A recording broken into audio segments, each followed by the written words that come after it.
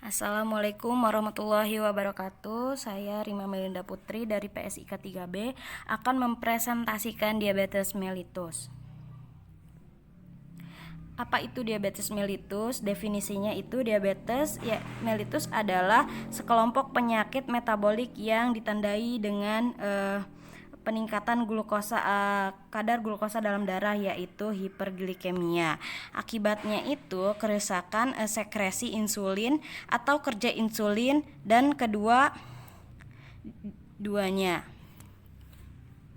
Terus di sini ada klasifikasi diabetes mellitus. Ada diabetes tipe 1, yaitu kerusakan sel B di pankreas sehingga produksi insulin menurun. Akibatnya mengambil gula dari darah dan kadar gula darah meningkat. Terus diabetes tipe 2 itu insulin dapat diproduksi dengan normal, tetapi sel-sel di dalam tubuh itu kurang sensitif sehingga tidak bisa menggunakannya secara optimal. Terus diabetes gestasional itu diabetes yang sering muncul pada masa kehamilan dan berlangsung hingga proses melahirkan. Terus di sini ada faktor risikonya, itu ada obesitas atau kelebihan berat badan karena gaya hidup yang suka makan makanan yang berlemak. Terus di sini ada keturunan, yaitu dari keluarga, bisa dari ibu atau bapak atau kakek. Terus di sini ada metabolic syndrome, kelainan dari sindrom. Terus kurang aktivitas fisik, terus pemakaian obat-obatan. Terus manifestasi klinisnya itu ada polinuria atau peningkatan buang air kecil, ada polidipsi atau haus yang meningkat, adanya polifagia, nafsu makan meningkat, terus kelelahan dan kelemahan, terus ada perubahan penglihatan mendadak, terus kesemutan atau mati rasa di tangan atau kaki, terjadi kulit kering, lesi atau luka kulit yang lambat sembuh. Kalau patofisiologinya itu insulin disekresikan oleh beta yang merupakan salah satu dari 4 sel di pankreas. Insulin adalah hormon anabolik, terus menyimpan makanan saat seseorang terus disekresikan insulin. Insulinnya itu meningkat, terus memindahkan glukosa dari darah menjadi sel otot, hati, dan lemak. Di sel-sel itu, insulin itu menyimpan glukosa di hati otot dalam bentuk glikogen, terus memberi sinyal pada hati untuk menghentikan pelepasan glukosa, terus meningkatkan pengangkutan asam amino, terus berasal dari protein makanan. Terus ke dalam insulin juga menghambat pemecahan glukosa yang disimpan oleh protein dan lemak. Terus ini untuk pathway-nya.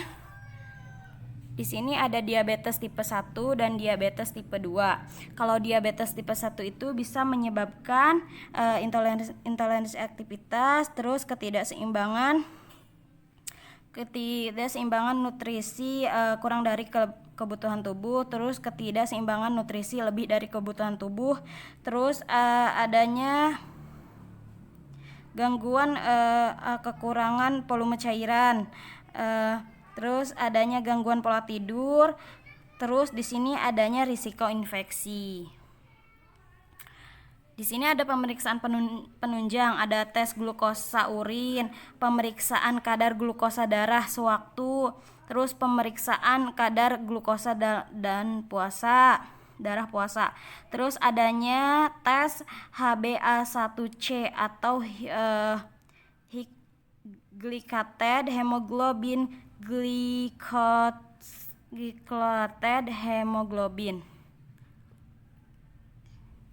Terus di sini ada penata laksana medis, ada terapi farmakologi, yaitu pemberian metformin, terus pemberian thiazolidinedion atau TZD.